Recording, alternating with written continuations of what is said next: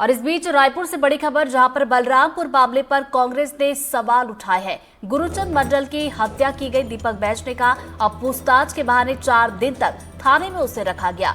Belt और rod से उन्हें पीटा गया था। ये बड़े गंभीर आरोप लगाए हैं दीपक बैज ने और कहा कि गुरुचंद के पास आखिर टावल कहां से आया, पिता को खबर क्यों नहीं दी गई, ये एक बड़ा सवाल उन्होंने खड़ा किया। इसके अलावा उन्होंने ये भी कहा कि पिता के सामने शव का पोस्टमार्टम आखिर क्यों नहीं किया गया, पुलिस प्रशासन ने शव जलाने की जल्दबाजी क्यों की। तो ये तमाम बड़े सवाल हैं जो दीपक बैज ने इस पूरे मामले में खड़े किए हैं। तो देखिए बलरामपुर का मामला, जहां पर एक युवक की मौत हुई थी, उसके बाद हमने देखा किस तरीके से हंगामा हुआ था और उसको लेकर अब कांग्रेस ने भी सवाल खड़े किए हैं, कई सवाल खड़े किए हैं। गुरुचंद मंडल की हत्या की गई, ये एक बड़ा आरोप है। उसके अलावा ये कहा गया कि पूछताछ के बहाने आखिर 4 दिन तक थाने में उसे क्यों रखा गया, ये भी कहा है अपने बयान में। ये भी आरोप लगाया कि बेल्ट और रॉड से उन्हें पीटा गया। पीड़ित परिवार ने पूरी तरह की घटनाओं को उन्होंने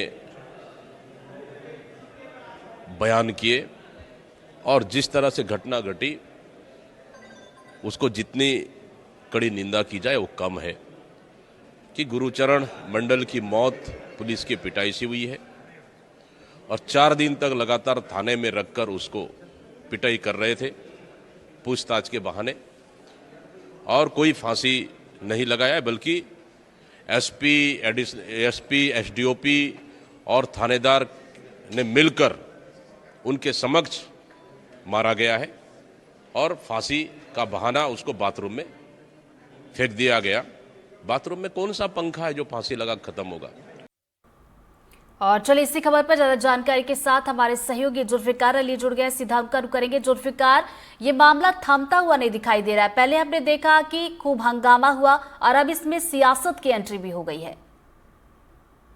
बिल्कुल, इसे सियासत कहें या पीड़ित पक्ष का समर्थन कहें, दोनों बात कही जा सकती है, क्योंकि पॉलिटिकल पार्टियां हैं वो सवाल जो उठाएंगे सत्ता पक्ष को घेरेंगी। अब कांग्रेस पार्टी के प्रदेश अध्यक्ष दीपक बैज ने बलरामपुर का दौरा किया और पीड़ित परिवार से मुलाकात की, और वो मुलाकात करने के बाद रायपुर में उन्होंने एक बड़ा आरोप लगाया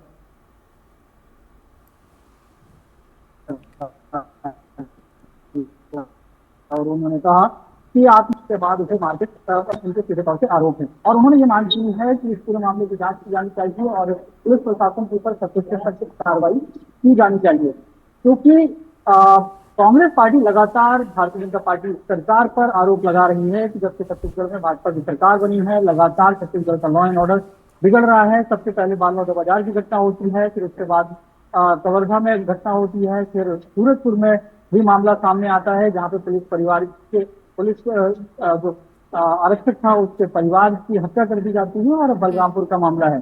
तो कांग्रेस उस पूरे मामले में प्रदेश भर में इस बात को बताने की कोशिश में है कि लॉ एंड ऑर्डर पूरी तरीके से फेल हो चुका है, और यही वजह है कि इस घटना के बाद सीधे तौर से जो जांच की मांग तो की हुई है और छत्तीसगढ़ के मुख्यमंत्री से उन्होंने इस्तीफे की मांग की है। छत्तीसगढ़ में राष्ट्रपति शासन लगाने तक की मांग कर डाली है और कहा है कि कांग्रेस पार्टी लगातार आंदोलन कर जनता के बीच में जाएगी और बताएगी कि छत्तीसगढ़ में भाजपा की सरकार उनकी रक्षा नहीं कर पा रही है।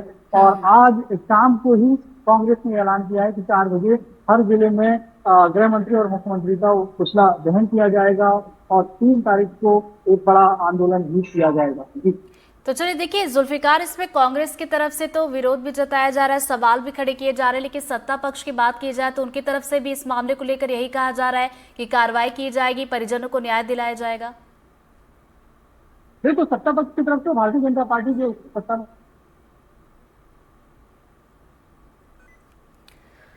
तो चलिए जुल्फिकार हमारे साथ जुड़े